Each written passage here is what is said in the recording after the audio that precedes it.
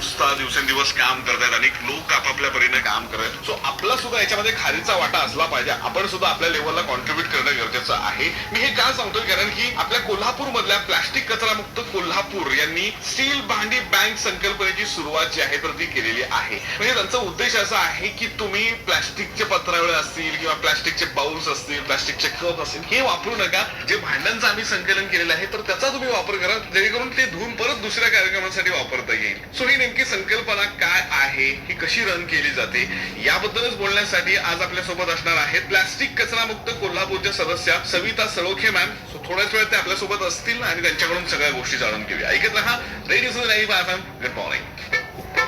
ते हानिकारक आहे हे आपल्या सगळ्यांनाच माहिती आहे, पण तरी पण वापरतात. म्हणजे जर का तुम्ही मार्केटमध्ये गेलात तर प्लास्टिक खूप मोठ्या प्रमाणात दिसेल बरं का.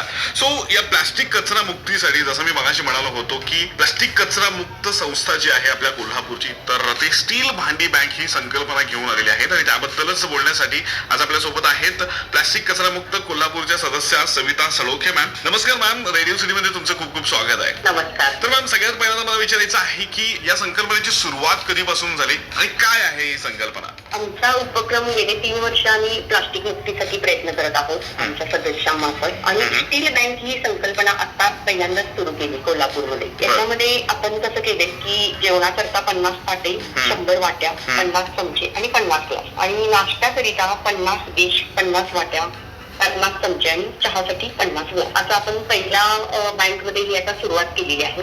राजारामपुरीमध्ये 8व्या गल्लीमध्ये हे सर्व ठेवण्यात आलेलं आहे. आणि घरामध्ये छोट्या छोट्या कार्यक्रमाला बऱ्याच वेळेला युजफुल शोच्या वस्तू आणल्या जातात, जसे की पत्रावळ्या, ग्लास, परत वाट्या. ऍक्च्युली हे आरोग्यासाठी हानिकारक आहे, आणखी पर्यावरणासाठी सुद्धा हानिकारक आहे. ह्याला प्लास्टिक लेअर असतो, कारण आपण जे कागदी पत्रावळ्या जे वापरतो, कागदामध्ये लिक्विड राहत नाही. गरम अन्न पदार्थ जर यातनं आपण खाल्ले तर आपल्या आरोग्याला ते हानिकारक आहे. हाच कमी करण्याचा आमचा प्रयत्न म्हणून आम्ही ही पहिली स्टील बँक कोल्हापूरमध्ये सुरू केलेली आहे. त्याची सुरुवात वारीपासून केली आहे. आणि खूप सुंदर ही संकल्पना आहे.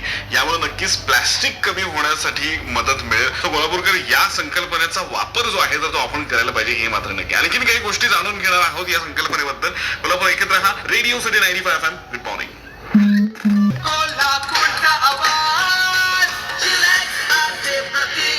आणि जसं की आज आपण बोलतोय प्लास्टिक कचरा मुक्त कोल्हापूरच्या सदस्या सविता सळोखे मॅम यांच्यासोबत, म्हणजेच स्टील भांडी बँक ही जी संकल्पना जी आहे तर ती आपल्या कोल्हापूरमध्ये राबवण्यात आलेली आहे. सो त्याबद्दलच आपण त्यांच्याकडून जाणून घेतोय. मॅम, ही कॉन्सेप्ट जी आहे स्टील भांडी बँक, तर ती वाढवण्यासाठी किंवा आणखीन मोठी करण्यासाठी पुढचं काय नियोजन आहे आपलं, आणि याच्यामध्ये कोण कोण कॉन्ट्रीब्युट केलं आणि कोण कोण कॉन्ट्रीब्युट करू शकतं? आता हे पहिला जे आम्ही केलं असेल हे सगळ्यांच्याकडनं आमच्या ग्रुपमधल्या सर्वांनी मिळून ही आता सुरुवात केलेली आहे. ही 50 संख्या असलेल्या ह्या सेट. त्याच्यामध्ये आता आमची दुसरी बँक सुद्धा सुरू करायचा विचार आहे. कसं होते, आता हे आपण एका ठिकाणी ठेवलं, आता लांबची व्यक्ती तेवढ्या लांब जाऊन आणू शकत नाही. बरोबर. त्यामुळं आमचा मानस असा आहे की कोल्हापूर मधल्या गल्ली गल्लीमध्ये, भागामध्ये प्रत्येक मंडळाने याकरता पुढाकार घ्यावा. आणखीन अशा बँक सुरू व्हाव्या, जेणेकरून घरामध्ये लागणाऱ्या कार्यक्रमामध्ये यूज अँड थ्रोच्या वस्तू वापरल्या जाणार. नक्कीच आपापल्या कॉलनीज मध्ये किंवा आपापल्या गल्लीमध्ये जर का अशी बँक एखादी तयार झाली तर कुणाच्याही घरामध्ये काहीही कार्यक्रम असेल तर ती भांडी वापरता येतील, परत धुवून आहे तशी ठेवता येतील, परत दुसऱ्या कार्यक्रमासाठी वापरता येतील. त्यामुळे पत्रावळे असतील किंवा प्लास्टिक बाउल्स जे आहेत तर त्याचं प्रमाण अगदीच कमी येऊ शकतं आणि प्लास्टिक मुक्तीसाठी नक्कीच मदत मिळू शकते. आणखीन काही गोष्टी मॅम तुमच्याकडून जाणून घ्यायच्या आहेत. कोल्हापूर ऐकत रहा रेडिओ 95 FM. Good morning. आणि सिटीच्या क्लॉक मध्ये वेळ झालेली आहे 8 वाजतोय. सविता सळोखे